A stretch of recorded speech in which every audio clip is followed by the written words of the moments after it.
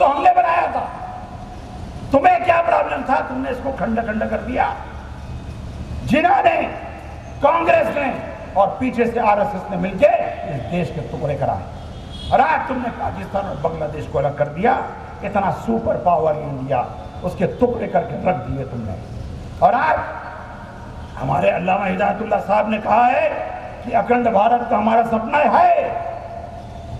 हम पाकिस्तान जाना नहीं चाहते, लेकिन पाकिस्तान का नाम मिटा करके इंडिया जरूर लिखना चाहते हैं। और ये औकात आरएसएस की नहीं, ये औकात कांग्रेस की नहीं, ये औकात किसी पार्टी की नहीं, ये औकात सिर्फ एमडीपी की।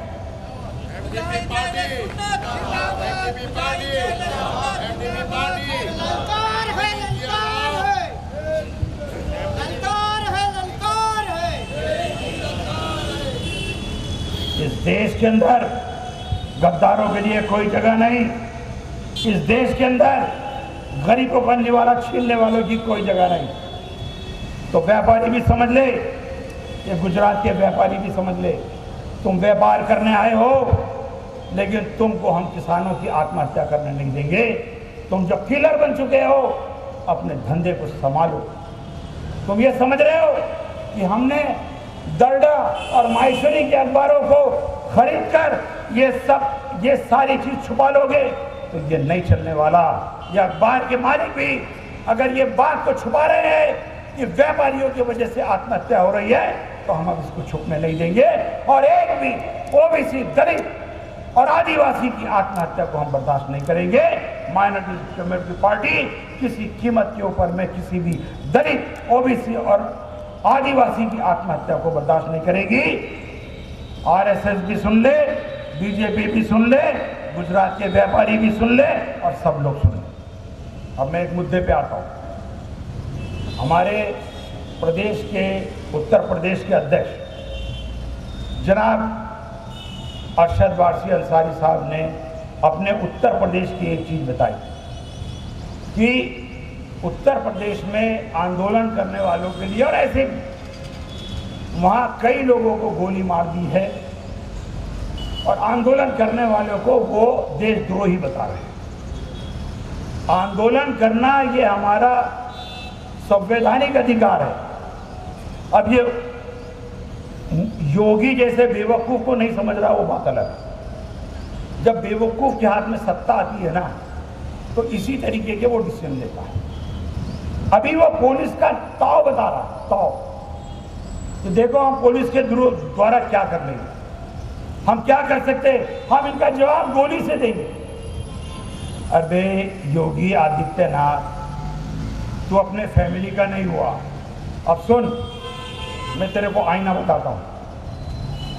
आज से कुछ साल पहले जब इस योगी आदित्यनाथ के ऊपर में पुलिस ने शिकंजा कसा था, ये संसद के अंदर में बच्चों की तरह सुबह सुबह के रो रहा।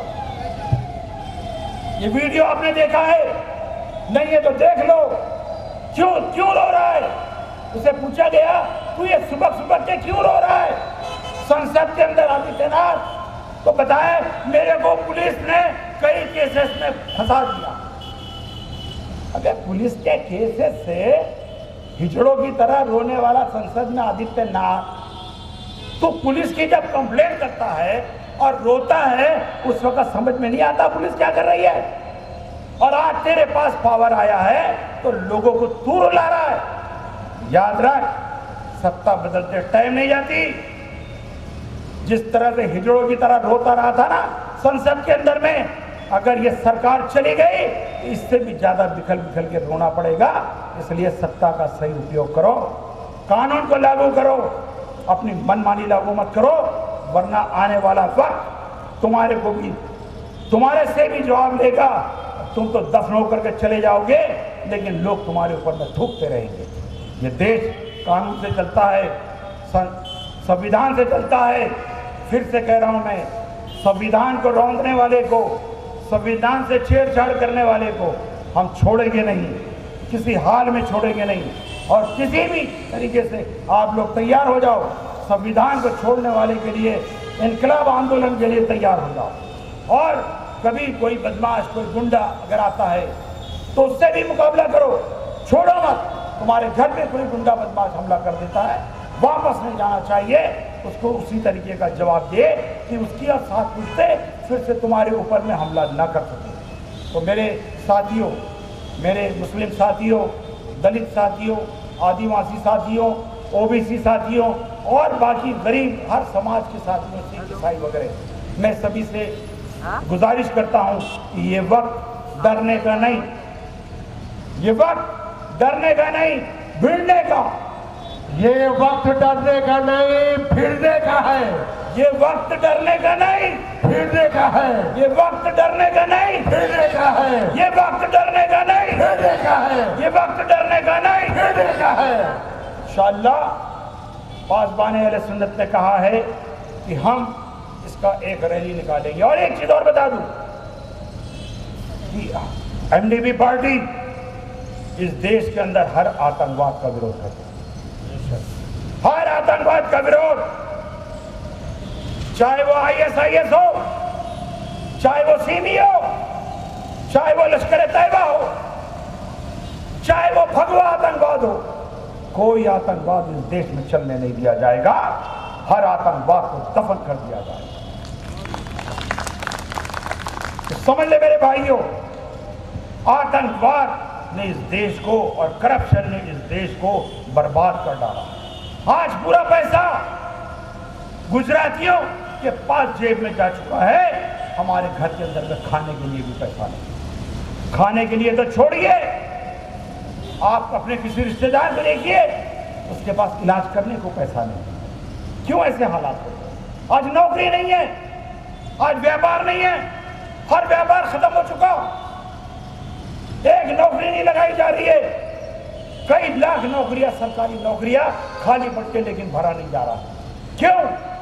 क्योंकि नोटबंदी ने पूरे तरीके से अर्थव्यवस्था को खत्म कर दिया, GST ने रही सही कसर पूरी कर दी। आज पागल लोगों के हाथ में सत्ता जाने की वजह से इन्होंने सिर्फ पूरा घर ले जाकर के गुजराती व्यापारियों का भर दिया और पूरे देश को कंगाल बना दिया है।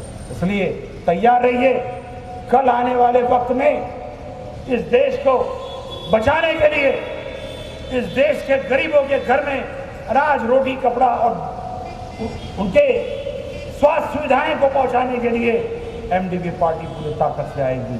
अब हमको किसी अप्पू और गप्पू की पार्टी की जरूरत नहीं। कोई मुसलमानों, तुम्हारा मसला कोई पार्टी हल नहीं कर सकती। 70 साल का इतिहास है, एक एक नया आदमी आता है, भांड बजाता है, चिल्लाता है और तुम उस भांड के पीछे चले जाते हो। आज तुम्हारी हालत भांड की हो चुकी है। इसलिए कोई भी चिल्लाते हुए आए उसको शेर मत समझो, कुत्ता कभी शेर नहीं होता। शेरों के साथ जुड़िए, कुत्तों और बेवकूफ़ों को छोड़िए।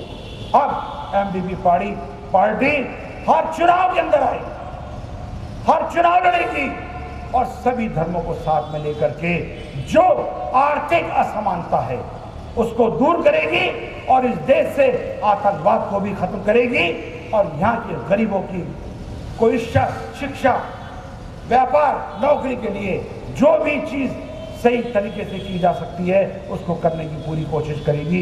इतना ही कहते हुए मैं अपने 2 शब्द खत्म करता हूं और आए हुए सारे लोगों का शुक्रिया अदा करता हूं और यहाँ के एमडीपी पार्टी के जाबाज लोगों का, जो इतनी उल्टी परिस्थिति में डरे हुए लोग बुज़दिलों के साथ जाते हैं, लेकिन शेरों के साथ आने में डर लगता है। अरे शेरों से जुड़िए, समझे, भेड़ियों के साथ जाकर के कोई फायदा होने वाला नहीं है। शेरों से जुड़िए, आगे आइए, इंशाअल्लाह आपको पूरी तरीके से सेफ्टी दी जाएगी और कोई डॉक्यूमेंट देने की जरूरत नहीं और मान भी नहीं रहा। सीधा प्रेम के साथ उसको बोलिए, आप जाइए, आपको जो करना है वो करिए। अबे हम है, हम शहरी है, हमने मोदी और अमित शाह को चुना के लाया है, हमारे वोट से आए हो। 130 करोड़ जो जनता थी, जो वोटर लिस्ट में नाम थे, वो यहाँ के रहवासी है, नागरिक है, उन्होंने चुन के लाया है, तो उनकी नागरिकता मांगता है। अरे किसी को एक नौकर रख लो, नौकर अपना दुकान में, तो वो नौकर पूछता है तुम मालक हो, चिट्ठी बताओ, वे यार उस मालक, उस नौकर क्या करता है मालक? अगर ऐसा नौकर है तो क्या करेगा? जूता निकालेगा, 3 लगाएगा कनपट में, बाहर निकल बोलेगा यहाँ से, तेरे को मैंने बिठाया, मैंने लाया, तू मुझे पूछता है मैं मालक हूँ या नहीं? ऐसे बेवकूफ़ों को हटाओ, अपने वोट की कीमत को समझो, वोट पैसों से अंदर मत बेचो। ये वोट तुम्हारे किस्मत को बदल देगा। इसको किसी भी आंडू पांडू झंडू बाम को, आने वालों को मत दीजिए, अपने मुजाहिदों को दीजिए, मुजाहिदाना पार्टी को दीजिए, उनके कैंडिडेट खड़ा करिए और आगे बढ़िए। इतना ही कहते हुए मैं 2 लफ्ज़ खत्म करता हूँ। अस्सलाम वालेकुम रहमतुल्लाहि व बरकातहू। इनकलाब, इनकलाब, जिंदाबाद, इनकलाब, जिंदाबाद, इनकलाब, जिंदाबाद। माशा